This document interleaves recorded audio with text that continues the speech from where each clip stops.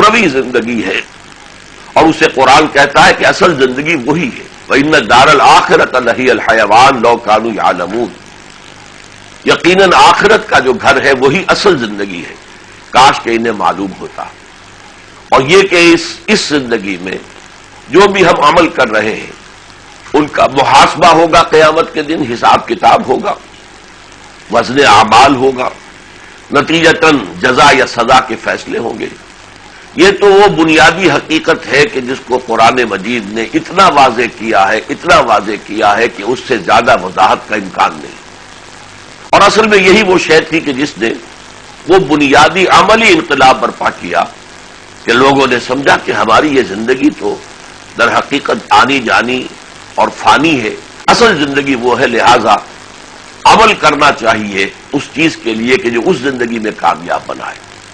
یوں کہنا چاہیے اگرچہ ہم لوگ جو آخرت کے ماننے والے ہیں، ہمارے ذہن میں یہ ہے کہ اصل زندگی یہ ہے، ایک ضمیمے کی شکل میں آخرت کی زندگی بھی ہے۔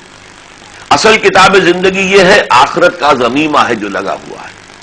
حقیقت اس کے برعکس ہے، یہ زندگی تو محض دیباچہ ہے، مقدمہ ہے، بلکہ اس سے بھی کمتر ہے۔ اصل کتاب جو ہے، کتاب زندگی، وہ موت کے بعد کھلے گی۔ لیکن اس کے ساتھ ہی قرآن مجید میں اشارے ہیں کہ اس زندگی میں آنے سے قبل ہم ایک حالت موت میں تھے۔ کنتم امواتا فاحیاکم ثم یمیتکم ثم یحییکم، تم مردہ تھے تو اللہ نے تمہیں زندہ کیا، اور پھر وہ تمہیں دوبارہ مارے گا اور پھر دوبارہ جلائے گا۔ اور اس سے پہلے یقیناً اگر ہمارے یہاں آنے سے پہلے ہماری کوئی موت کی کیفیت تھی تو اس سے پہلے یقیناً کوئی زندگی تھی کہ جس پر موت وارد کی گئی۔ اور یہ اگر سارا تصور سامنے رہے تو پھر سورہ مومن کی وہ آیت بہت ابھر کر سامنے آتی ہے کہ اہل جہنم یہ فریاد کریں گے، ربنا امتنا اثنتین واحییتنا اثنتین فاعترفنا بذنوبنا فهل الى خروج من سبیل، پروردگار تو نے 2 مرتبہ ہمیں مارا، 2 مرتبہ جلایا، تو اب یہاں سے بھی کوئی نکلنے کی سبیل ہے کہ نہیں، کوئی اور دور ہے کہ نہیں؟ تو یہ صورتحال سامنے آئی کہ ہم پہلے زندہ تھے، پھر موت کی حالت سے گزرے، پھر زندگی کی ایک حالت آئی، پھر موت کی حالت آئے گی، اور پھر ایک زندگی ہوگی۔ یہ جو طویل عمل ہے، اب اس کو سمجھنے کے لیے پہلے جو تخلیق کا عمل ہے، اللہ تعالیٰ نے اس کائنات کو کس طور سے پیدا کیا اسے سمجھ لینا چاہیے۔ آپ کے علم میں ہوگا کہ آج کل سائنسدان تقریباً اس پر متفق ہیں کہ اس کائنات کا آغاز بگ بینگ سے ہوا ہے، ایک بہت بڑا دھماکہ ہوا جس کے نتیجے میں کہ اس کی مادی جو کائنات ہے اس کے وجود کا آغاز ہوا۔ میں نے جو کچھ قرآن حکیم سے سمجھا ہے وہ یہ ہے کہ سائنسدان تو صرف اسی زندگی کو اور اسی وجود کو مان سکتے ہیں اور جان سکتے ہیں، اس لیے کہ ان کا اپنا دائرہ کار محدود ہے۔ جو چیز حواس خمسہ کی گرفت میں نہ آئے وہ ان کے دائرہ کار سے، دائرہ تحقیق سے، دائرہ جستجو سے خارج ہے۔ لیکن اصل میں اس سے بہت پہلے، بگ بینگ سے بہت پہلے، اللہ تعالیٰ کے ایک امر کن سے انسانی ارواح پیدا کی گئی اور ملائکہ پیدا کیے گئے۔ ان کا تعلق قرآن مجید کی اصطلاح کے مطابق عالم امر سے ہے، لیکن اس کے بعد پھر بگ بینگ سے جو میٹیریل یونیورس کا آغاز ہوا اس کا تعلق قرآن مجید کی اصطلاح کے اعتبار سے عالم خلق سے ہے۔ عالم امر کے بارے میں قرآن مجید میں 5-6 مرتبہ آیا ہے کہ عالم امر کے جو معاملات ہیں وہ کن فیکون کی شان کے ساتھ ہوتے ہیں، اس میں کوئی ٹائم ایلیمنٹ انوالو نہیں ہے۔ انما امرہ اذا اراد شیئا ان یقول له کن فیکون، اس کا معاملہ یہ ہے، اس کے امر کی کیفیت یہ ہے کہ جب وہ کسی شے کا ارادہ کرتا ہے تو بس کہتا ہے کن اور وہ ہو جاتی ہے، no time is involved whatsoever. لیکن عالم خلق میں ٹائم انوالوڈ ہے۔ اس عالم خلق کے بارے میں فرمایا گیا، اور آپ کو معلوم ہے متعدد بات فرمایا گیا کہ خلقنا السماوات والارض فی 6 ایام، ہم نے یہ زمین اور آسمان جو ہے یہ 6 دنوں میں پیدا کیا۔ ظاہر بات ہے کہ ان دنوں سے مراد ہمارا یہ 24 گھنٹے کا دن نہیں ہے، یہ دن تو ہماری زمین کی حرکت کے اعتبار سے اس کا جو ایک چکر پورا ہو جاتا ہے اپنے عمود اپنے ایکسس کے گرد، اس سے وہ دن رات وجود میں آئے. اور جو دوسرے اسی سولر سسٹم کے جو دوسرے سیارے ہیں ان کا دن کچھ اور ہوگا، ان کی ایک جو حرکت ہے وہ کتنے وقت میں پوری ہوتی ہے. پھر پورے سولر سسٹم کا ایک دن کچھ اور ہوگا. پھر یہ سولر سسٹم تو لاکھوں کی تعداد میں ایک گیلیکسی میں ہے، اس گیلیکسی کا دن کیا ہوگا اور پوری کائنات کا ایک دن کیا ہوگا. ہم کہہ سکتے ہیں یہ ملینمز ہے، یہ در حقیقت دن نہیں بلکہ یہ 6 عظیم ادوار ہے کہ جن میں کائنات کی تخلیق ہوئی ہے. تو اس کے اندر یہ بتایا جاتا ہے، اور میں سمجھتا ہوں کہ یہ چیزیں اب اہل سائنس کے نزدیک، طبیعیات کے جو ماہر ہیں ان کے نزدیک متفق علیہ ہے کہ بگ بینگ کے نتیجے میں فوٹونز پیدا ہوئے جن کی حرارت بے انتہا تھی، ٹریلینز ڈگری سینٹی گریڈ، اور جو تیزی سے حرکت کر رہے تھے، تیزی سے بھاگ رہے تھے ایک دوسرے سے. یہ گویا کہ آگ کی روشنی کے مترادف ہے، جیسے آگ کی روشنی ہے. تو یہ جو دور تھا فوٹونز کا، پھر انہی فوٹونز کے ذریعے سے یہ گیلیکسیز وجود میں آئی، پھر یہ سولر سسٹم وجود میں آئے.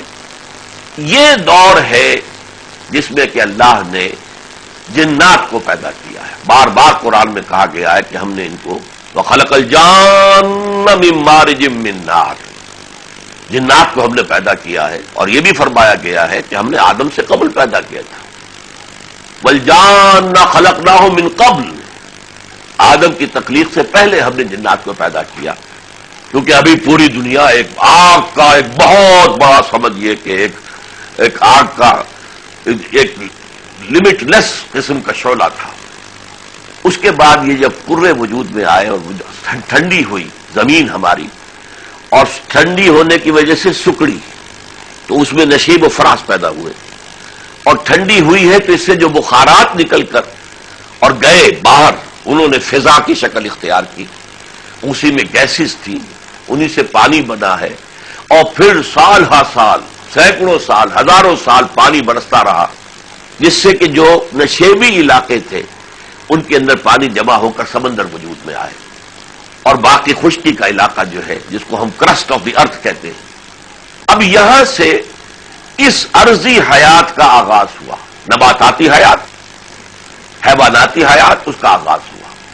گویا کہ یہ مٹی ہے کہ جو مادہ تخلیق ہے تمام ارضی حیات کا. اور یہ وہ چیز ہے کہ جو متفق علیہ ہے سائنسدانوں کے درمیان اور قرآن کے درمیان. قرآن بھی کہتا ہے کہ مٹی سے پیدا کیے گئے ہو، اور مبدأ حیات پانی ہے. جعلنا من الماء کل شیء حی، جب اس مٹی اور پانی میں اختلاط ہوا ہے وہ گارا بنا، جس سے قرآن تین کہتا ہے. اس تین کے ذریعے سے پھر وہ تین جو ہے جیسے کہ تغار بنائی جاتی ہے دیہات کے اندر تاکہ گارا جو ہے اس میں کچھ لیس پیدا ہو جائے، اس سے لیپ سکے، پوت سکے اپنے گھروں کو، کچے مکانوں کو، اسے تین لازم کہا گیا. پھر اس میں اگر ایک بدبو سی پیدا ہو جائے تو پھر اس کو کہا گیا حمیم مسنون. تو اس طریقے سے مختلف ادوار سے گزرتے ہوئے اور ان مٹی کی ان کیفیات کے بعد پھر حیات کا جرثومہ ہوا، اس کا آغاز ہوا. اور یہ پھر ترقی کرتے کرتے سائنس کا خیال ہے کہ ایوولوشن کے ذریعے سے وہ انسان تک پہنچا. یہ بات قرآن مجید جو ہے اگرچہ بعض حضرات اس کے لیے قرآن سے دلائل لاتے ہیں، لیکن میں سمجھتا ہوں کہ اس مسئلے میں نہیں پڑھنا چاہیے.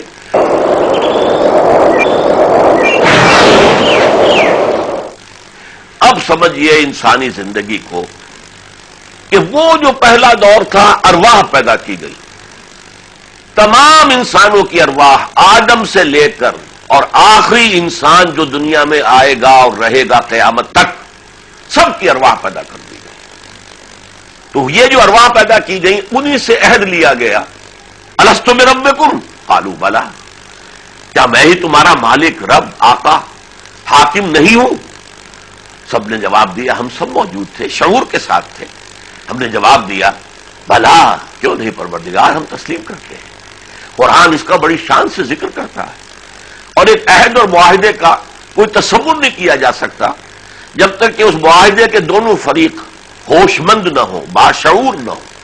تو ہمیں اس وقت صرف یہ کہ شعور ہی نہیں، خود شعوری حاصل تھی جب ہم نے کہا تھا کہ کیوں نہیں پروردگار، ہم مانتے ہیں تو ہمارا رب ہے، خالق ہے، مالک ہے، تو ہمارا حاکم ہے، آقا ہے۔ اس کے بعد ہمیں سلا دیا گیا، یوں سمجھیے کہ کولڈ سٹوریج میں وہ ساری ارواح رکھ دی گئی۔ یہ پہلی موت تھی جو ہم پر طاری ہو گئی۔